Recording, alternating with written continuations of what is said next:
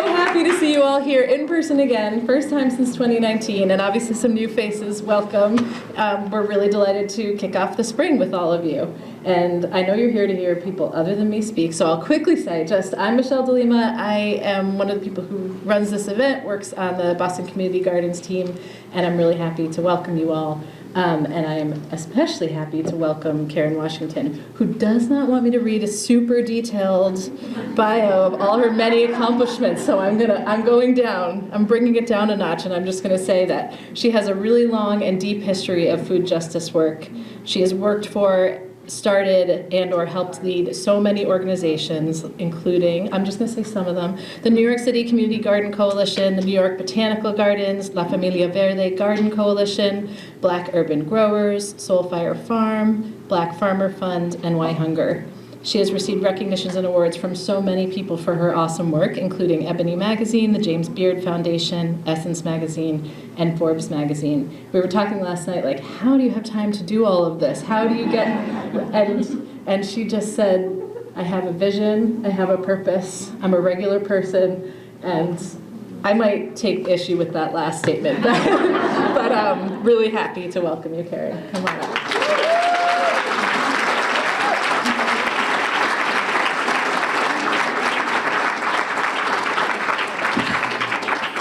First of all, I am so excited to be here today, especially amongst my farmers and gardeners and growers and oh my goodness gracious. And to see the diversity. Ooh, back in the day it wasn't like this. But I just, I feel the energy that's in the room. And thank you so much, Michelle. I tell people the reason why I am here, because someone reached out to me. Someone reached out to me and said, can you come and can you speak, can you talk? And that's why I'm here. So just sort of think about when you look around and find like who's missing, who should be here. So make sure that, don't be afraid to reach out to someone that you want to see, want to hear. So yeah, so I'm glad that I am here. And so today what I want to really talk about, and hopefully that, you leave with a vision of community, that you are proactive instead of reactive, that we live in a world that we should think of ourselves as an ecosystem. Dare not to challenge authority, find your power and find your voice. And so I'm going to talk to you about my journey, how I always tell people I'm just an ordinary person trying to do extraordinary things. And for so long, there's been and I'm saying that because I want to give you all the power to feel that energy and be able to do the same thing. Who am I? I'm just, I was just a little girl growing up in the projects in New York City. Never thought that I would be a farmer. Really? I mean, if I was back in the 60s, if I would say to my family, I want to be a farmer, they would say, But they instilled in me and my brother, get that education, and we got that education, and that would open doors. And so for me, growing up, I'm right now my intention's on food, but back in the day, I never thought that I would be a farmer. Food for me was in a store. My mom was a good cook. We had 3 meals a day, but I never questioned the food system. I never questioned who grew the food, where it came from, was it sprayed with pesticides or insecticides. I just knew that my mom was a good cook, and we had 3 meals. And things started to sort of change for me. And so my relationship to food was that it was in a grocery store. It had the colors of fruits and vegetables, so I figured if the colors of fruits and vegetables, it must be good, and we're in the United States, and things are being checked, so, all this food with these different colors must be good. And my relationship to land was, wait a second, that's slave mentality. I don't want to get on this not happening. So things started to change when I moved to the Bronx. Now, I was a physical therapist. I want to put that in. I love my job as a physical therapist. But I moved to the Bronx, and I had a backyard, and I decided that I was going to grow some food. Had no knowledge whatsoever, no green thumb. I reached out to Barnes and Nobles and the library, and I spoke to some people about how growing food. And I tell this story all the time, because it was a tomato that changed my world, right? It was a tomato. You know, back in the day, tomato was pink, 3 in a cellophane carton, tastes like cardboard. Y'all, you know, those elders, y'all know what I'm talking about, right? And so when I decided that I wanted to grow 3 things, and I tell the story all the time, so I wanted to grow the tomatoes, eggplant, because I really want to see an egg is really growing on a plant, and collard greens. And I wanted to grow collard greens because, you know, black folks, you know, you got to have some collards. You ain't got no collards, part of culture. So, you know, I put the seed in the ground and voila, wait a second. A tomato is on a vine, not in a store. It's red. And when I bit into it, it changed my world. My mouth felt like sunshine and sweetness and like energy and like, whoa, and I wanted to grow everything from bananas and avocados and you name it. I wanted to grow everything. So I had that passion. But across the street was an empty lot. And I lived right across the street. It was supposed to be a continuation of development. Maybe we can put the lights down a little.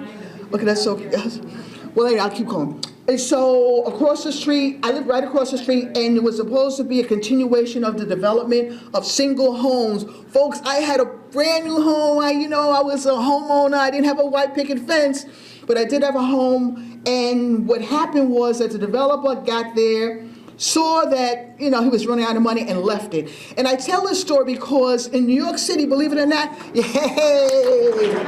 believe it or not, we had over 15,000 vacant lots, mostly in low-income neighborhoods and neighborhoods of color. And people with power and privilege, when they see that, they left. And the people who could not leave because of financial reasons or the fact that, this is where their home, got together and turned those empty lots into community gardens and urban farms.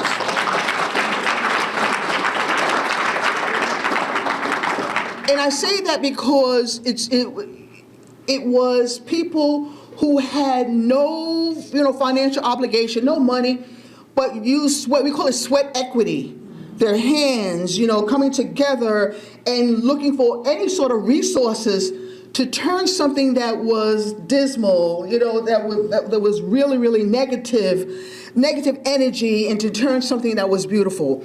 So we started this sort of community garden movement in New York City, and we all champions because, we're doing something for the city that the city would respect and be happy, but whenever there is land in a municipality, it has political consequences, and Mayor Giuliani, your mayor, tried to auction off 100 community gardens, and this was back in 1997. And I say that because you have to be constantly involved in the politics of land. The politics of land. And even though, you're in the area, you right now, I hear that you have a great mayor that's really proactive. Make sure that after her term, expires, that it continues, this movement continues. Because if you're not proactive, you're going to, again, be marching on City Hall like I was back in the day. But yet, what I did, I found my activism, I found my voice, because they told us we couldn't change the dynamics of gardening, that we couldn't march on City Hall. But here we are, marching on City Hall, not only gardeners, but homeowners and housing, and so many people who understood the importance of growing food in areas that they call food insecure. And so I found my voice, and I hope you continue to find your voice when it comes to open space and gardening. And so at one time in 1996, the World Food Summit defined food security as existing when all people at all times have access to sufficient, safe, nutritious food to maintain a healthy and active life. And when they said that, I was wondering, so what does that mean, being food secure? Because people were telling us back in the day, it's like, well, if you want to be food secure, all you have to do is have a garden, grow some food, give up soda and drink water, and exercise, and voila, your food secure, without looking at the structural determinants that reinforce racism in today's society. And so for me, it was like questioning that. Yeah, you can clap on me, it's okay. Because I want you to understand, So what it did for me was to look at the food system closely. And I looked at it closely because I said, Karen, you just can't focus on food alone, because you're in your garden, you're hearing all these social issues around economics. People have no jobs, health, type 2 diabetes, hypertension that was ravaging our community, housing, no affordable housing. Even today, what is affordable housing? Explain that to me. And environmental injustice with high incidence of asthma. And so for me, I started to listen closely to what was happening within my community, the social issues that were happening in my community. And then there were those folks that said the food system is broken and needs to be fixed. And how many of you believe it? The food system is broken and needs to be fixed? Yes, raise your hands, right? It needs to be fixed. And I was drinking that Kool-Aid and I was believing that it needed to be fixed. But then I started to question the food system, because I started to say, how come in the greatest country in the world, where we grow enough food and we waste enough food, food is not getting down to the people that need it the most? And even now, we have close to 40 million people still in poverty, still hungry. And the day-to-day amount of food that's being wasted, why? And I had to ask that question to myself, why do we have this? Why do we have food pantries and soup kitchens and people online? Why do we waste so much food in restaurants and in colleges? Why is it? And that was a question I continued to ask time and time again. And so realizing we have a food system that's rooted in cheap labor. It exploits the same people we're trying to feed. And I say that because, we're at a point in time we talk about immigration.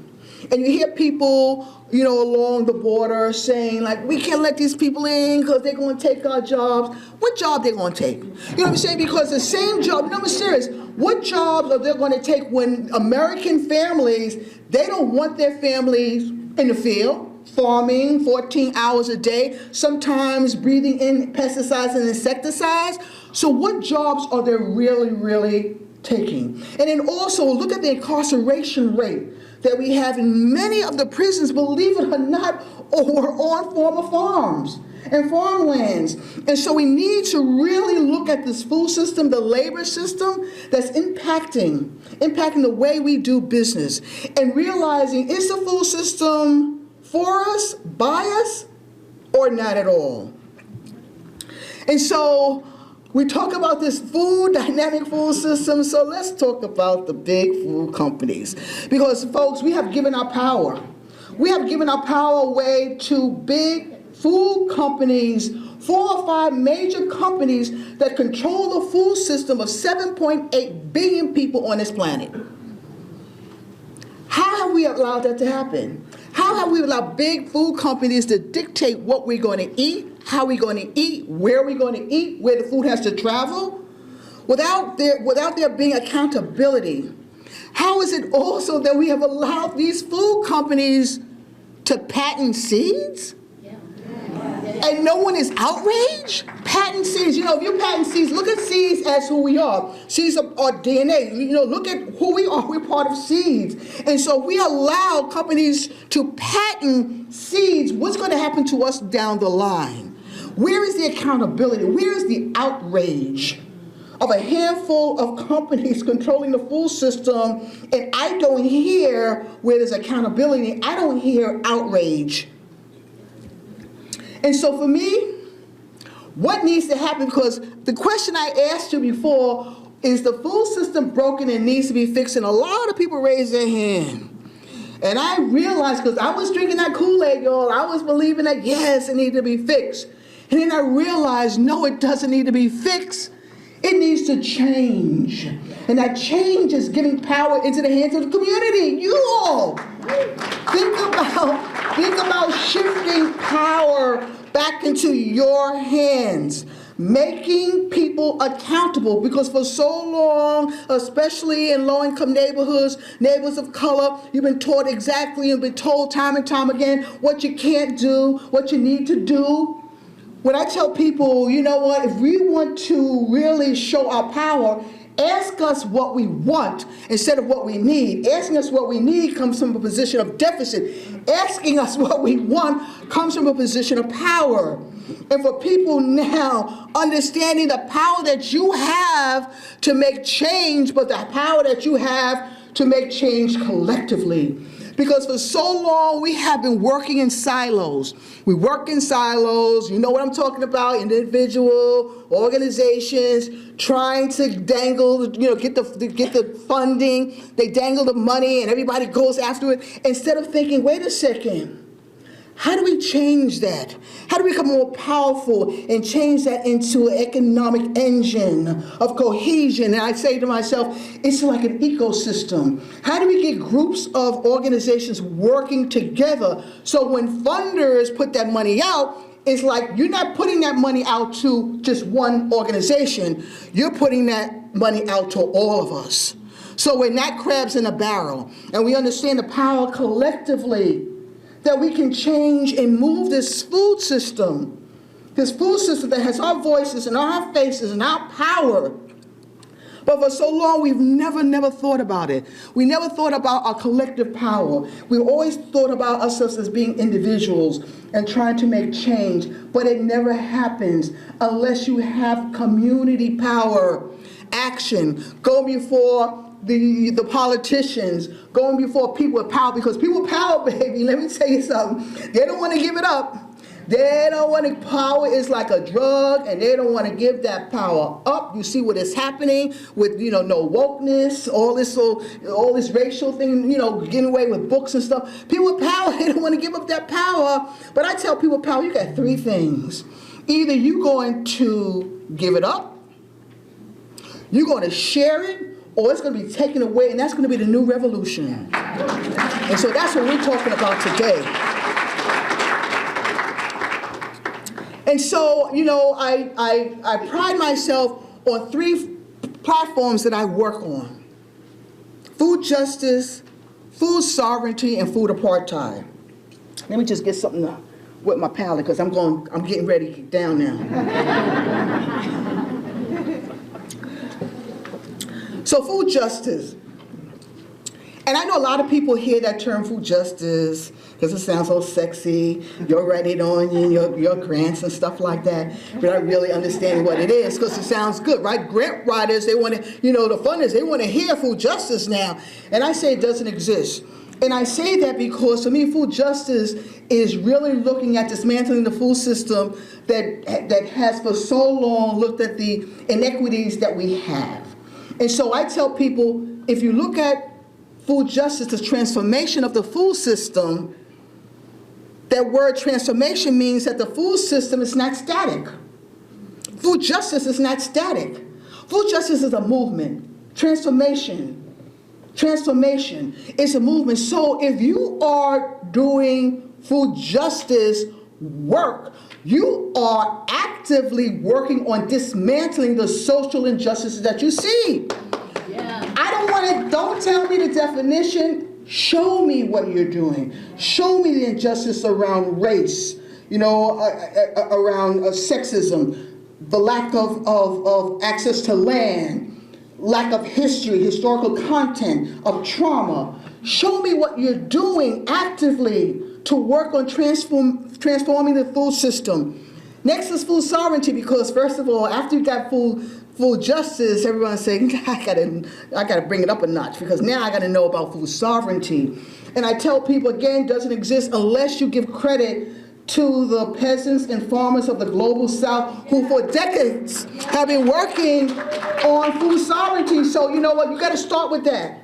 You gotta start with that, because the global South peasants and farmers have been working so long, but now it's sort of sexy for us to come in and talk about food sovereignty and do land acknowledgement, but are really understanding what that word means. For so long, people have been working so long to have the power to control their own food system, how they live, how they work, what they want to grow, their access to land, to be self-governed, to be self-sufficient and self-reliant. And that's what we need to talk about when we talk about what sovereignty means, and give praise to that. And the last, of course, is food apartheid. So I coined that term food apartheid because people would say that I lived in a food desert.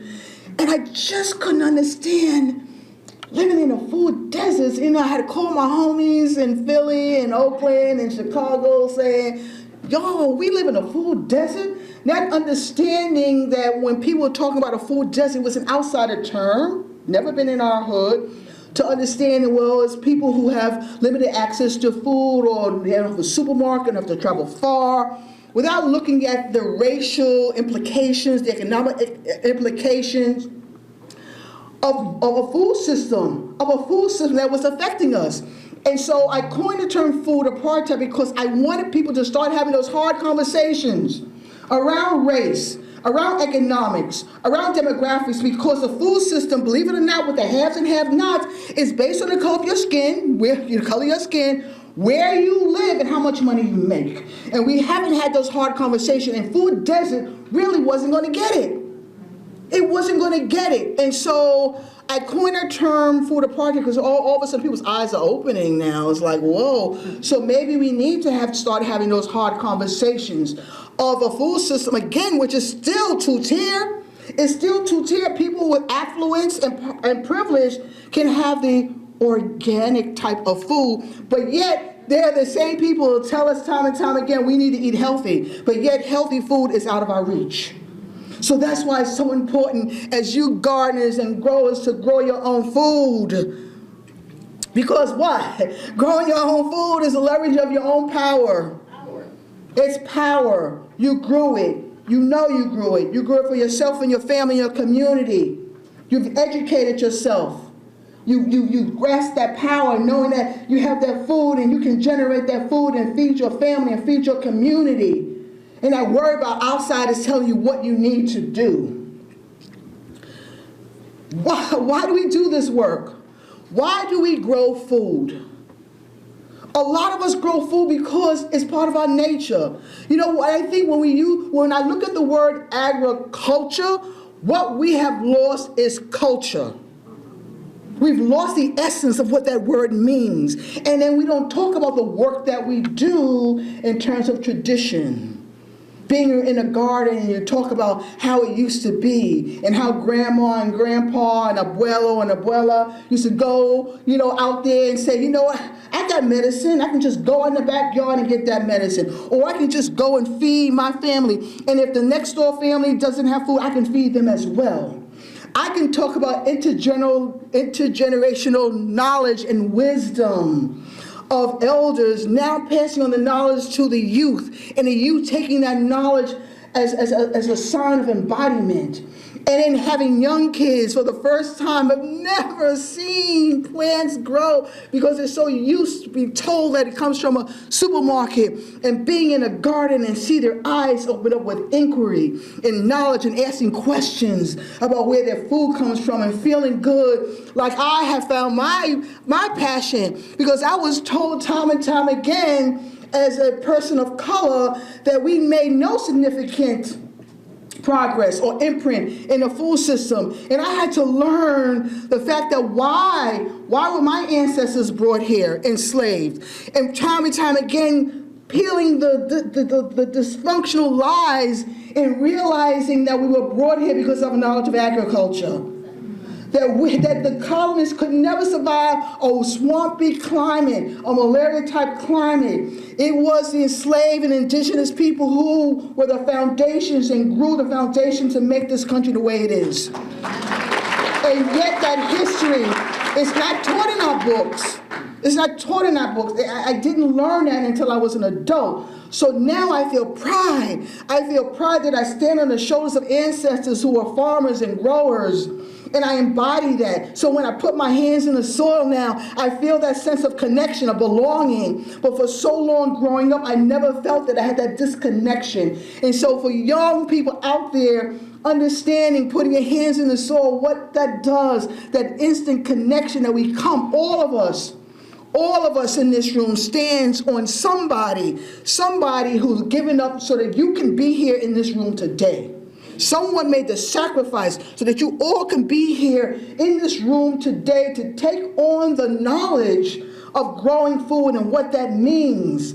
and not be steered by lies and innuendos about how we got here as a country. Land is power. And I say that because I've shifted my concept of land ownership. Owning land is part of an extractive, exploitative narrative that is useless in the work that we do. And I say that because look at us. How do we own anything? We don't live long enough to own anything. And so I shift my mentality about land ownership to land stewardship. I don't want to own the land. I want to steward the land. I want to own the land because I want to steward the land so that I can work with nature, and so I can help nature in a way that the land will be in hands for generation to generations because I took care of it. I had this bond with nature, the bond with the environment, a healthy relationship. Do you hug a tree? Do you get a chance to listen to the wind blow? Do you get a chance to smell flowers? Do you get a chance to hear the birds singing early in the morning? Do you look at earthworms with joy? Do you hear bees and you appreciate bees? And so, again, don't think about owning anything. You know, even in the city, you know, in New York City when we were, protesting about we want land, we want to own land, and I said, wait a second, you don't understand. You already have the power because you're the city. You make up the city. You've given your power away because you figure that there's someone that's living in a mansion and someone is given the title of mayor or governor that they can rule over you, but yet no, we're the ones with the power. They're there to do our job. They're there to make sure they are accountable. So find your power, find your essence. And so when you think about land ownership, you think about, wait a second, I'm part of this great metropolis. So I don't think about owning anything. What I want to do is I want to steward it. I want to make it feel sexy to be able to give back to nature what nature has given back to me.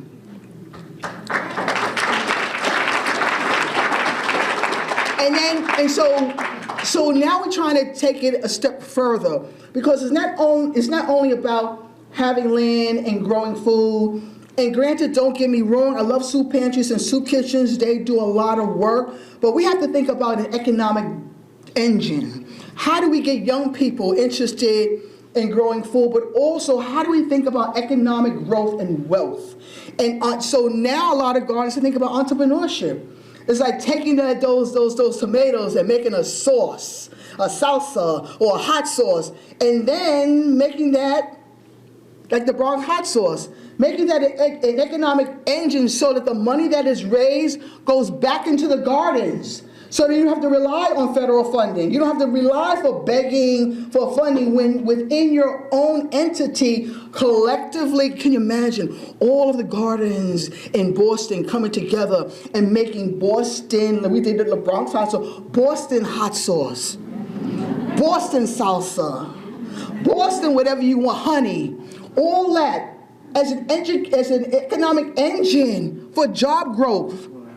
Right, for job education, because I say that because when I was in the Bronx, I always heard people coming in and saying, well, you know what, you can sign up for a food pantry, a soup kitchen, or you can sign up for welfare.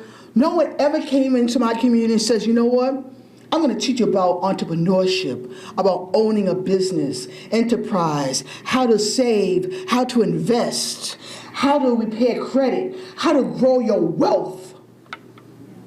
And it's about time when people ask me to come into our neighborhood. If you want to help our neighborhood, talk about owning a business.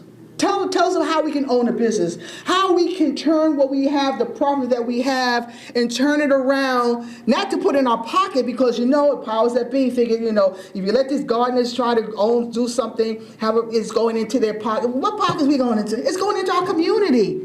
It's going into our community. So think about the next phase of what we can do in the urban ag community garden movement is to be self-sufficient and self-reliant, coming up with some ways that we can do entrepreneurship as a deterrent of youth violence as a deterrent. It will be great for if a youth can say, wow, guess what? I own that hot sauce, or I own that salsa, or I own that honey.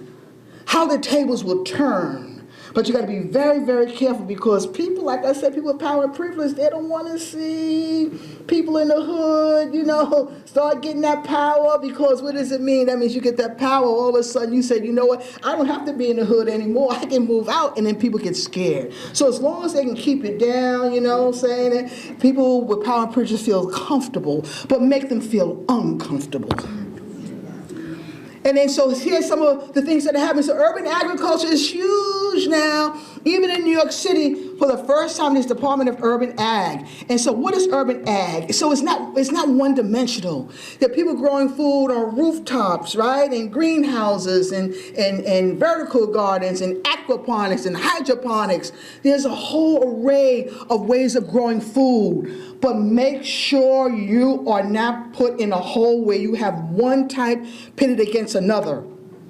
And then you see the power and the money going to those who say, well, we grow food the best way. You can't grow food in the garden because it can't feed anybody. We have to make sure that everybody has a place at the table, a seat at the table. And that when money is spent in urban ag programs, that money is spent around, because at the end of the day, if we are fighting the injustice of hunger and poverty, then everyone has a skin in the game in doing that. So just make sure that everyone is at the table, that the gardeners that are at the table have been doing this work for so long, not pushed out to rich and powerful people all of a sudden say, we can grow things better in a greenhouse, where most of the times those greens are going into high-end restaurants and never come into our community. I'll just leave that alone.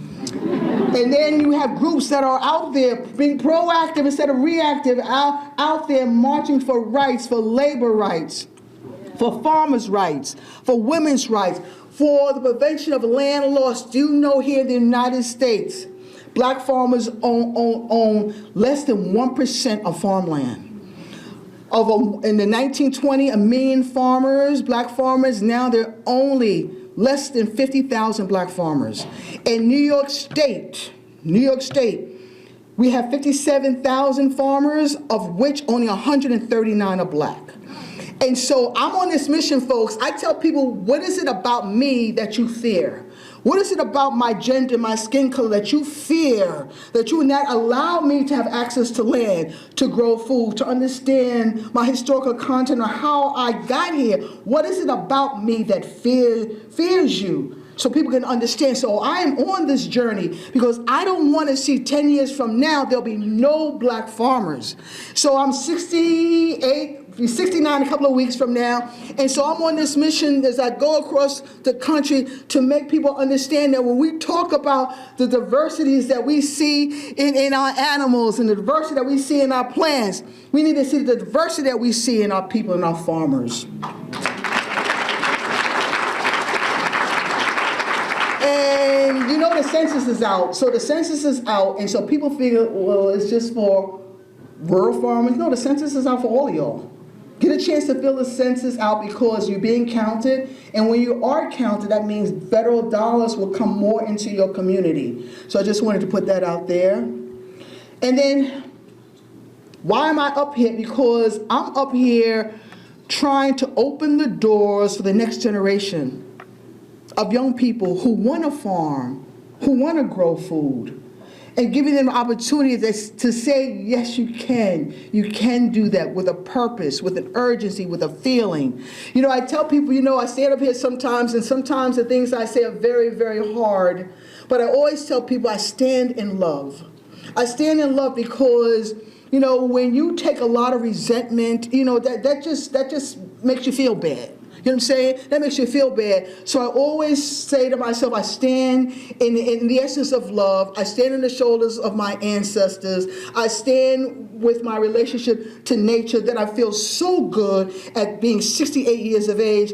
I live a great life. I live a great life because each and every day I can look at the trees and I look at the flowers. I look at the sky and say, what a gift I have gotten.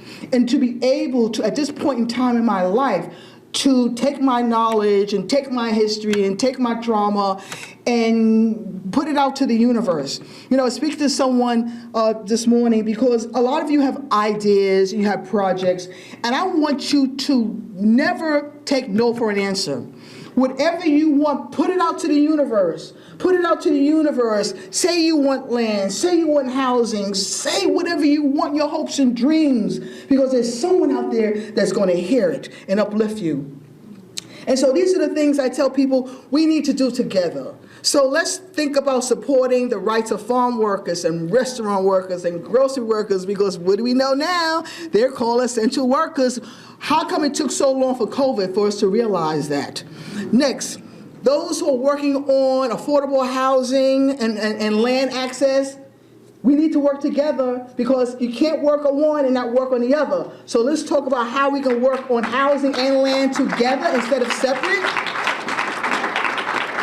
Think about the idea of land reparation. Now, you know that's a tricky, because as soon as you hear the word reparation, people with power and privilege get, oh my God, they're going to take the land. But it's not that. It's about having a real, true history about how a lot of land has been stolen, y'all. And I think people are fearful about the conversation because the young people are starting to say, so, family, how did we get this land? Because they've heard in the past that the land was taken from this farmer, and they want to know the truth. And so the truth is being blocked. So let's start having that healthy conversation about land reparation. Demand for healthy food and healthy water, again, goes hand in hand. Both a human right. Again, the right to save seeds. I hope that's on people's plate. Talk about it. And the right to have food label. Why do I have to go into a store and find something as simple as maybe a tomato sauce or whatever, and it has 20 different ingredients that I can't read or pronounce? So again, we need to fight so that people understand what they're putting in their bodies, and then having the right to not to buy it. Hello? Easy said and done. Again, speak up against hazardous working conditions in major food facilities and businesses. Make sure your elected officials are accountable, folks. You got the power. Ask those questions. I knew everybody. I knew my senator, my assembly person, my council person. You know why I knew everybody? Because I figured, why not pick up the phone and ask if I can talk to them or knock on their door and show up? So you have that power to do the same thing. Speak up and speak out against injustice. Break a meal or bread with someone that you don't know. You know, we're talking about community. Don't be afraid to be on the fringe, especially a lot of nonprofits be on the fringe and talk about communities of color or disenfranchised communities, and you've never been in the community. You never sat down and met people where they are. You never been in there and broke bread with them, or you never invited them to your house. Excuse me? So think about making yourself uncomfortable to be comfortable. And a lot of y'all know what I'm talking about. Strive for a community that cherishes diversity and inclusion as assets, and develop and support youth leadership. Starting this Black Farmer Fund. So this is a Black Farmer Fund, again, was the fact that only 139 farmers are Black in New York State, and we were not getting anything. So this is what we did. So we go to the Secretary of Ag in 3 years ago, and they asked for $9 million. Yes, we just walked in and said, we have these sort of things that we want done, and we want $9 million. Now, if I said to y'all, who's going to give me $9 million? You going to give me $9 million? Can I get $9 million from you? You laugh at me like, no, you're not getting $9 million. So we had no money from the government. So you know what? We went out and we told our story. We told our story. We don't want to hand out. We want to hand in. We want to make a difference. And so our first year, last year, we had over $1 million. No government money whatsoever. It was from people power, and nonprofit organization that says, you know what, you're doing the work. You're doing the work because you're trying to stem the tide of hunger and poverty and inequality when it comes to wealth building. In the New York City, a white farmer makes $40,000, a Black farmer minus $950. And so trying to at least address the wealth inequality we have in this country and getting people to understand is that people want to be self-sufficient and self-reliant. The money that we were able to get to help, we did 8 businesses, 4 farmers and 4 businesses as startups. Because what we were finding is that they go to a bank. When you go to the bank, what's the first thing they ask if they don't say hello? How's your credit? And if you have bad credit, you know what, it was such a pleasure talking to you today. Where we did is like, so how can we help you repair your credit, and how can we help you to succeed? Totally different. And so, we started this fun, we're out there developing this prototype so that we can give it to everybody to do the same thing, not keep it to ourselves. So now, folks, I got to tell you a little thing. I got to tell you a little thing about me. So I now live in Georgia. So I'm okay. All right. Yeah. So I live in Georgia, and as a result of COVID, when my family says, "Mom, you gotta, you're getting up in age. When you get old, you don't want to hear youngins telling you getting up in age. But anyway, and you need to be close to the family. And so with COVID, really made me realize the importance of family. So I moved to Georgia, but yet I'm still in New York because I farm. So, folks, I have this thing. So we traded our Metro cards for tractors. So in 2015, again, putting it out to the universe, me and my friends said, you know what, we want to start a farm.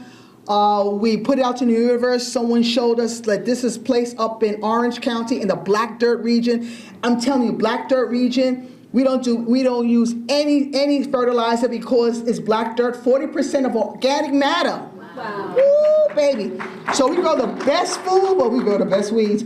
But anyway, so but and let me tell you that's a grace. That's a grace, and so that's why stewarding that, doing composting, giving back, understanding how we grow food there. So I'm there from April to November. So we started back in 2000, like I said, in 14, 15. We have 5 acres of land. We are a for-profit farm, not a non-profit. We're a for-profit farm because we want people to see farming as a business. Is it hard? Yes, it's hard.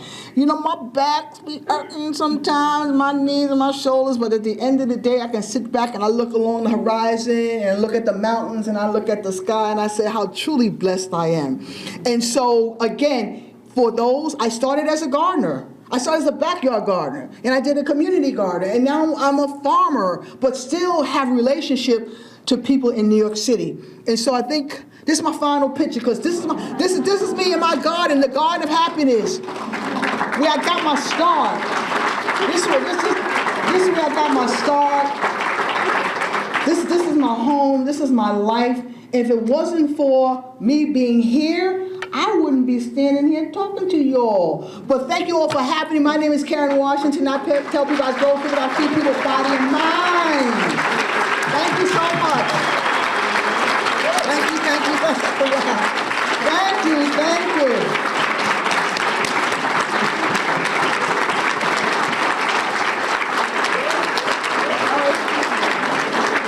Thank you all. Do you have time for questions? Yeah, we do. Okay. Water over here, Oh, I have water here. All right, so now I heard it's Q&A time. Don't be afraid. I do not bite. I can only tell you what I know and give advice. So,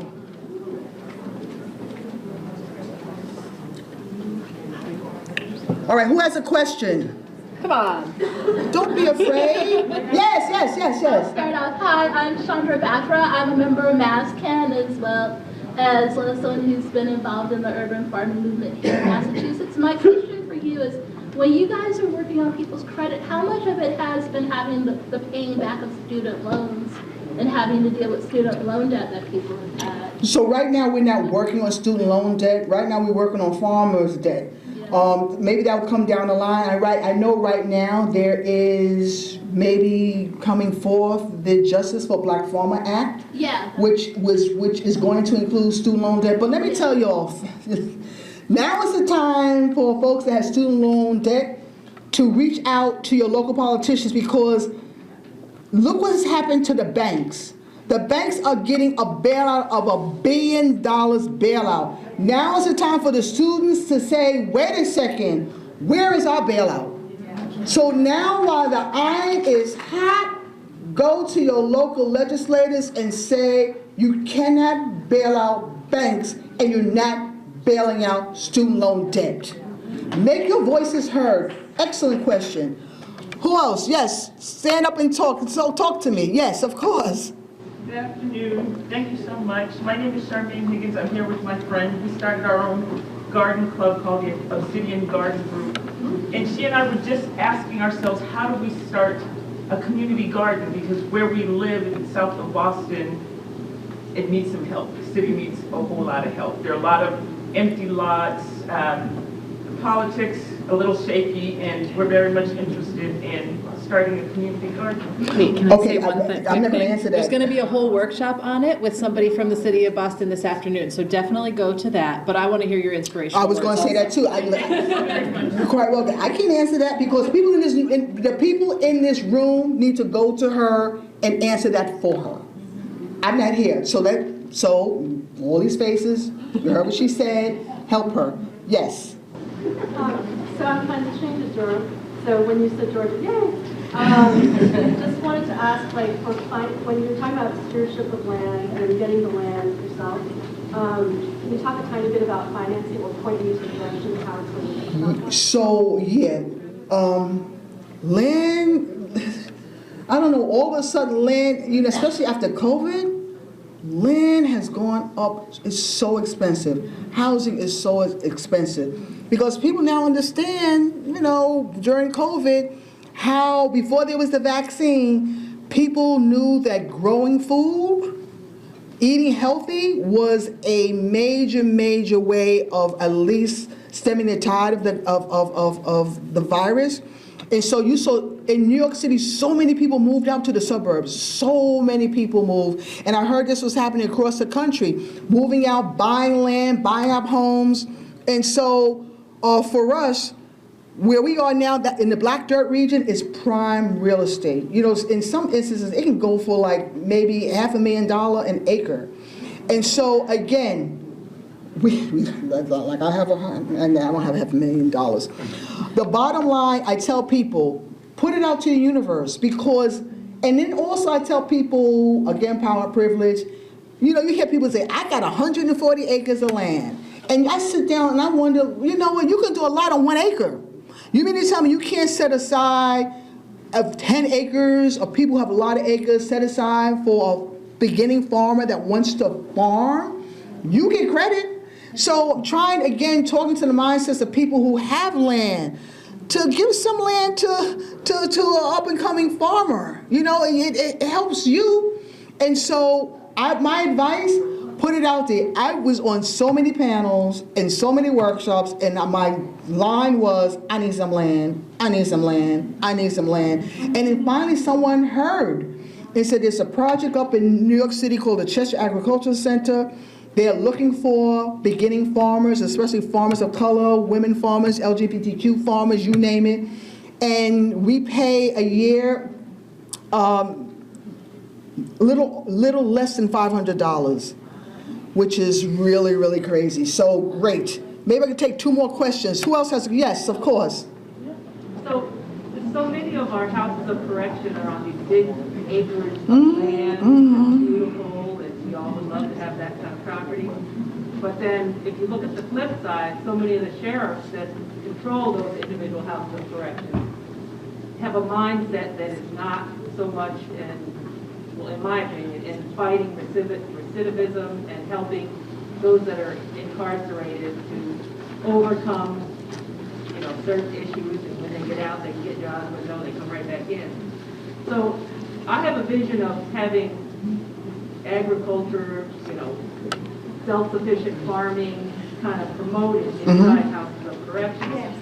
So how do you change the mindset of those sheriffs and that sheriff justice culture so that me, as somebody who works with that population, can really challenge sheriffs and build that type of program within the facility? Excellent question. First of all, Lori and I from Rise and Root, we were lucky enough to be able to go into some of the prisons in New York State and talk to the prisoners, first of all, and to hear what they had to say about the food, of being incarcerated. But you make a great point. And so if you know the mindset of officers, invite them in. Invite, you know what?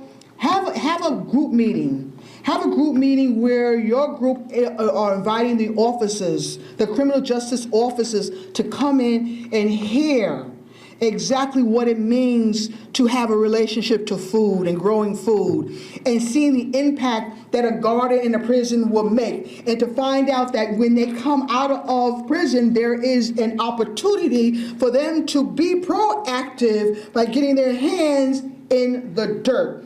But it starts with the invitation of the officers to come in a group. They should be here.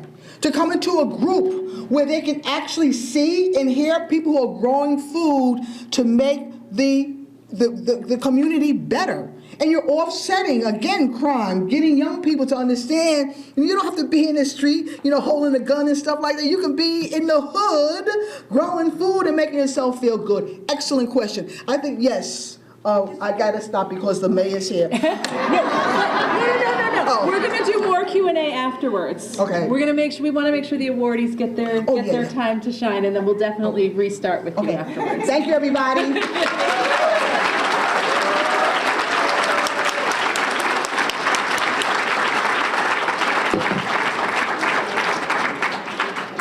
Okay, thank you so much, Karen. That was obviously really excellent and inspiring. And next, we're going to move on into our award ceremony. First, I want to also thank the mayor, Chief Dillon, Chief White-Hammond, and Northeastern University for hosting us. And I'm going to hand it over on that note to the Assistant Vice President of City and Community Engagement at Northeastern, Shamel Idiokitas. Good morning. It's great to have Gardeners Gathering back after 3 years. Make some noise for that. And I think it's almost been, over 2 decades that Northeastern has been hosting this amazing event. So excited to have you guys back. Excited that the mayor is here. Chief Hammond White is here. I heard Chief Dillon is in the building as well. Oh, sorry. I just looked right past you. There it is. Thank you to the entire team, Michelle, Christine, Vidya, thank you to you. And I have the honor and privilege of welcoming you to Northeastern and also recognizing and introducing the fearless leader of the trustees, Nisi Panetta. Yes. So make some noise for Nisi Panetta, y'all. Thank you for being here.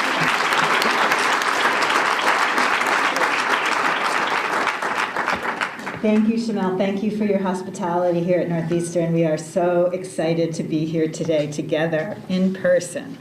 And I can't help but say thank you to Karen Washington. Thank you for welcoming us to your table. It was a banquet of inspiration, and we so appreciate your call to action. I also have to call out Michelle DeLima, our incredible conference organizer. Michelle, you rock. And I think the mayor will be okay if I do appreciate our staff. If you work for the trustees or volunteer, could you please stand and let us recognize you? You are awesome.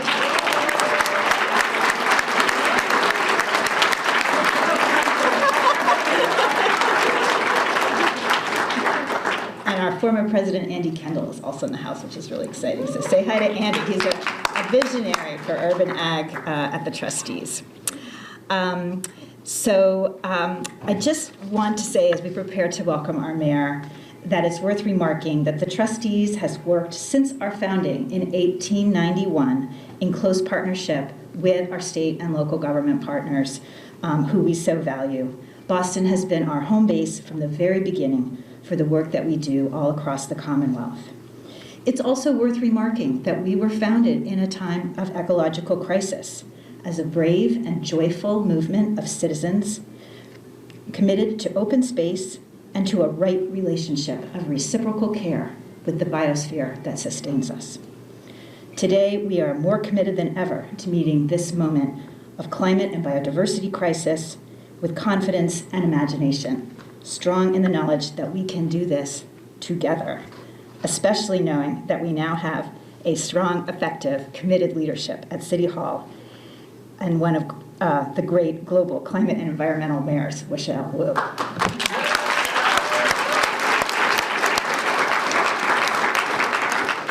And before we welcome the mayor, I just want to say we are so committed to our work here in the city of Boston and around the state on food justice, climate adaptation, mitigation. I'm proud to announce that we have recently raised $6 million to expand our community garden work in the city of Boston.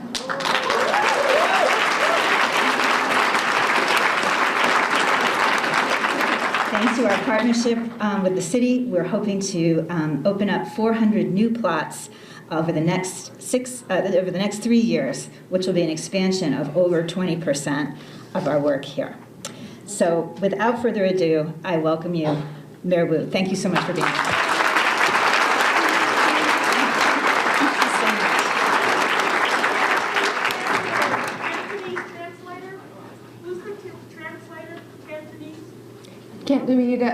Do we have our translator for Cantonese? Mm-hmm. Yeah. Everything all set? No, you're over here. Oh, she's over here. Okay. Well, fast. Thank you so much, Miss Marianne. Okay, good morning, everyone, and welcome. Thank you so much for all that you do to make our city beautiful and healthy and connected, and to be able to come back and build this community in person to celebrate you all.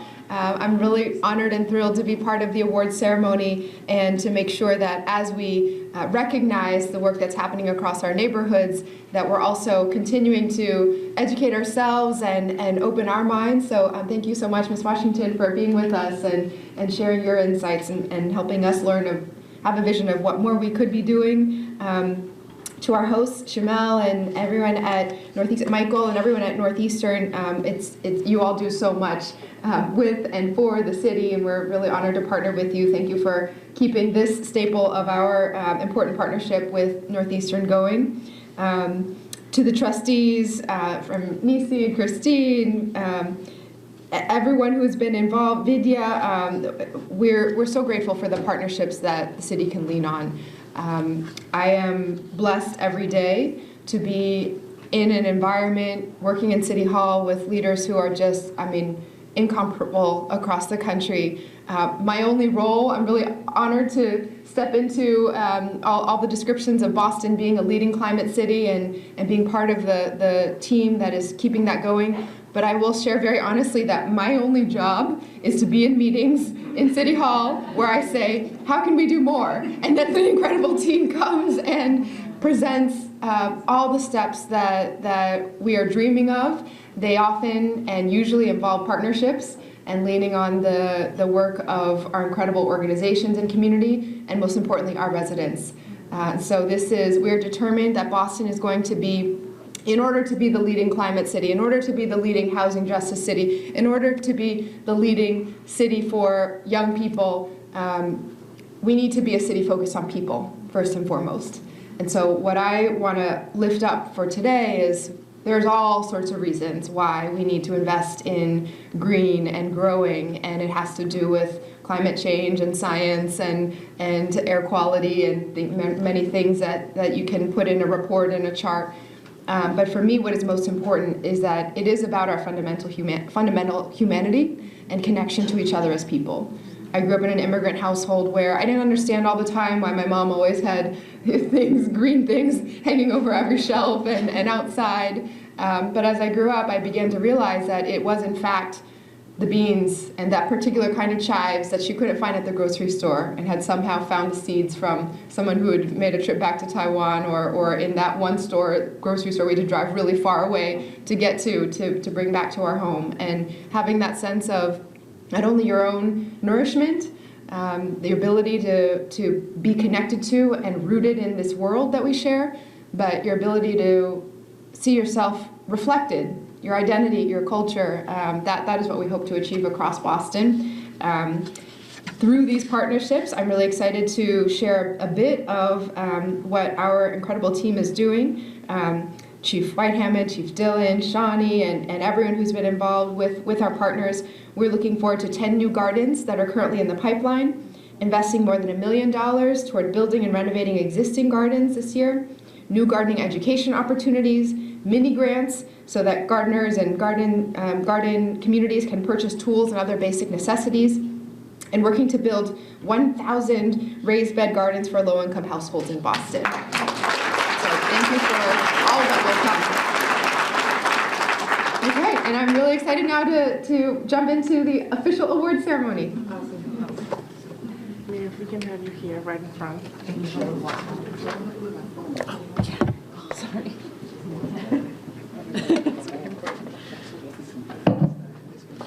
All right. Thank you so much, Mayor Wu, for those wonderful words. Now it's time, as soon as I find this paper, to honor our Community Garden Awardees of the Year. So I'll read a little description. For this one, we will do, okay, some interpretation. Okay, so our Rookie Garden of the Year, I'm happy to announce, is the Gore Street Garden in Mission Hill.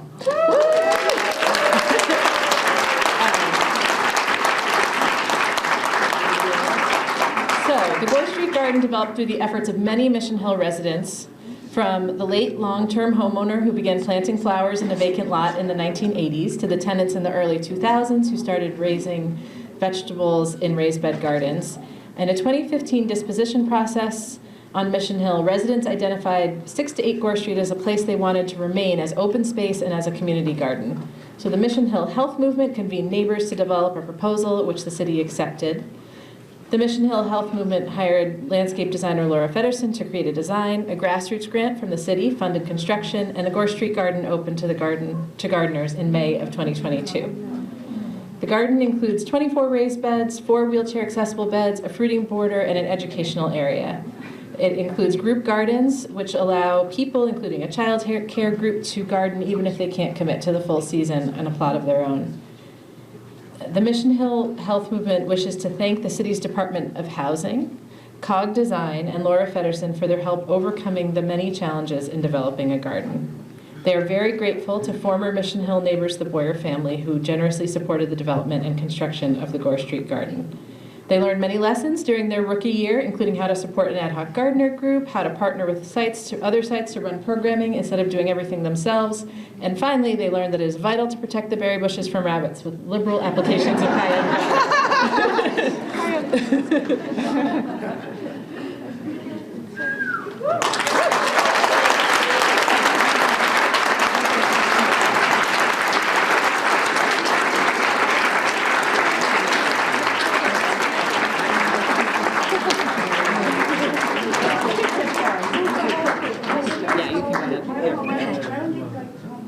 We're going to hear the Cantonese interpretation while we have pictures. Go ahead. Awesome. 多謝晒。今年個獎咧係俾個新手獎係個 Gore Street Garden， 恭喜你哋。有好多人開始呢個 Gore Street Garden， 從1980年代住喺 Mission Hill 啲人，佢哋分開一部地俾啲車同埋第二部分啲地嚟種花。到2000年度，租客咧種咗啲花園。喺2015年嗰陣時候，住喺 Mission Hill 啲人咧住上600 Gore 街嚟開始嚟做一個地方，同埋繼續做一個地方俾社區花園。好多人約埋一齊寫咗篇提案，同埋整個城市咧就接受咗 Mission Hill Health Movement。請咗個建築師 Laura Feddersen 嚟設計，跟住個城市咧俾錢嚟做裝修，跟住喺5月2022年個 Gore Street Garden 開放。Gore Street Garden 有24個4尺乘4尺啲 raised beds 高設花台，呢啲高設花台俾涼意，又有 blueberries 藍莓。blackberries 蘋果同埋個地方嚟學嘢。喺 Gore Street Garden 個第一年，佢哋有10個人園丁，同埋有10個合組。包括佢合咗嚟照顧啲細路仔。雖然有啲人冇辦法衝上嚟，有好多啲合台，同埋呢啲合台俾啲人個機會嚟參加。喺第一年 Mission Hill 個 Health Movement 吸取咗好多唔同教訓啊！佢哋又學咗點樣成功，學咗點樣同其他啲花園嚟合作，嚟安排活動，唔需要自己做篩選部。同埋最後，佢學咗係好緊要用啲辣椒，用好多辣椒嚟嚇驚啲兔，嚟保護啲漿果。Mission Hill Movement 想多謝個城市個 Department of Housing、COG 設計同埋 Laura Fedderson， 因為佢哋學咗去解決好多唔同問題，同埋學咗佢哋，幫佢哋成功。佢哋又好想多謝之前住啲 Mission Hill 啲人同埋波兒個家個支持，恭喜你哋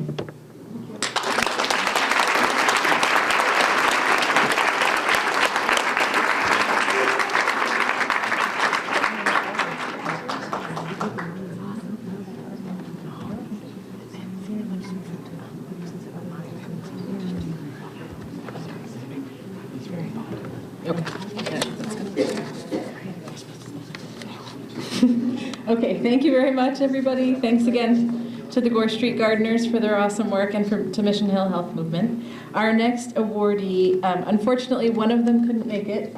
She had a health issue, but we have her partner in crime here. So these are planned to be our two most valuable gardeners, are Sarah Hutt and John McLaughlin of the Berkeley Community Garden in the South End.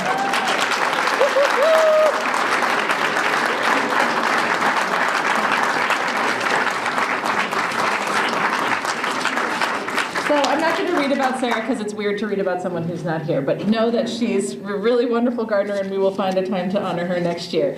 But I will tell you about John. So John came to Berkeley Community Garden more than 20 years ago. He began to help with some tasks beyond his own garden plot, and as he put it, you volunteer for one task and before long they've got you, hook, line, and sinker. I'm sure this is familiar to a lot of coordinators in the room. So he lists some of his favorite memories as follows: 20 years of fresh faces each spring and old faces who are no longer with us. The challenges of construction projects and aging infrastructure, watching seedlings turn into trees, trying new veggies to grow every year, and knowing that whatever happened last year, spring brings a chance to try something new all over again. But the best part will always be spring cleanups, when both the garden and the gardeners are full of hope and energy, and you know that anything is possible. We at the trustees, I just want to say a quick word, are incredibly grateful for Sarah and John's hard and consistent work throughout the years. Running a large garden like Berkeley is no easy task, and they do it with efficiency, good humor, and grace. And while this award is very much for Sarah and John, we definitely want to recognize all of the volunteer leaders across the city who make these gardens run. Thank you.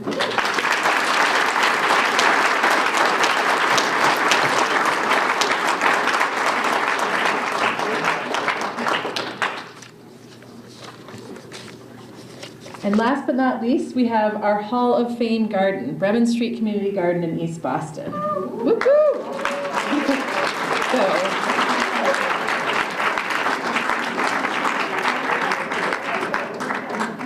Bremen Street Garden was established in July of 2007, once the Bremen Street Park was completed and park operations transferred to Massport.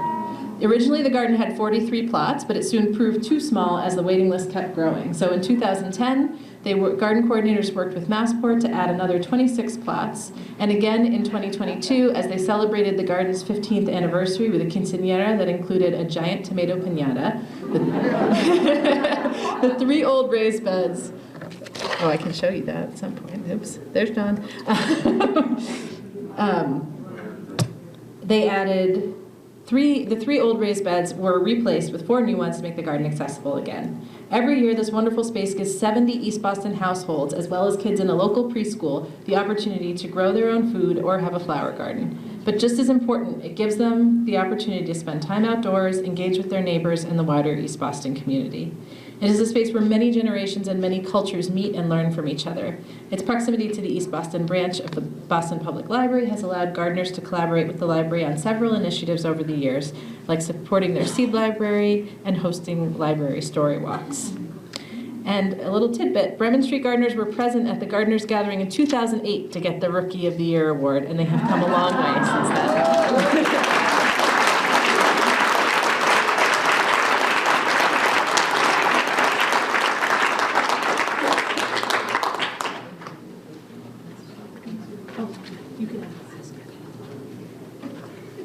¿Alguien necesita interpretación en español? Por favor, pueden levantar la mano.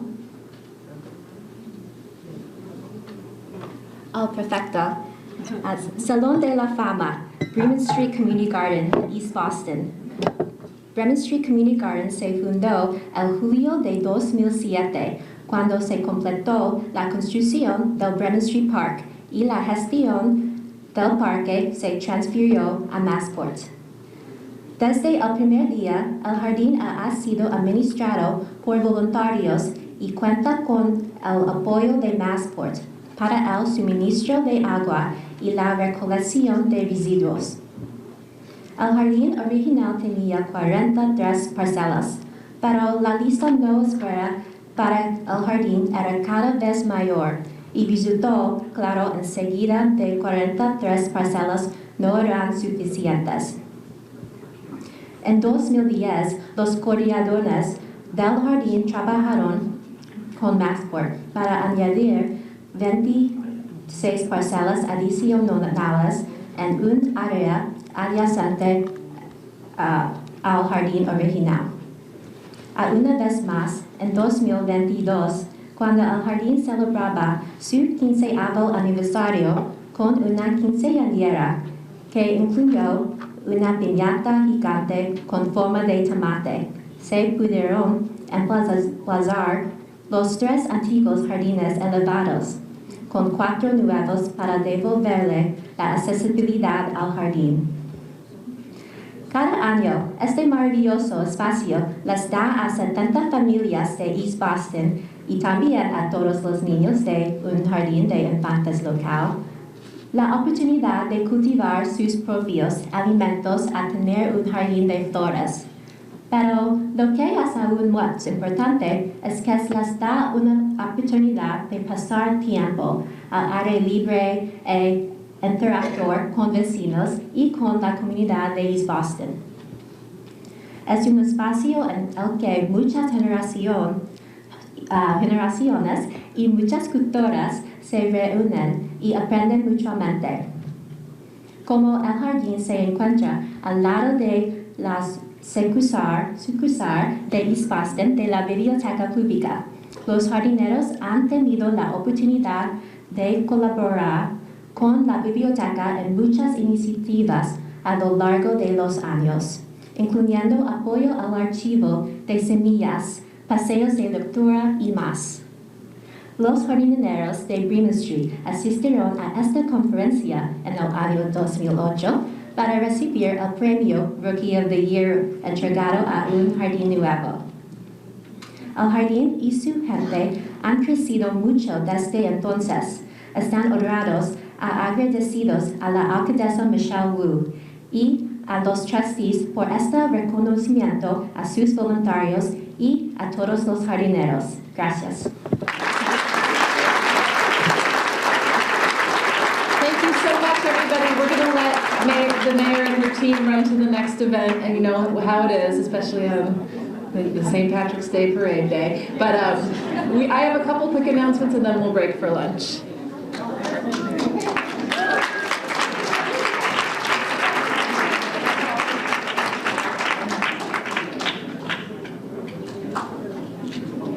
This needs a moment, right?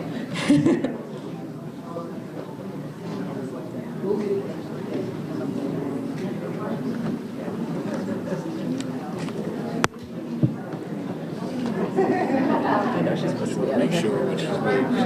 Oh, yeah. It looks a little easier this way, doesn't it?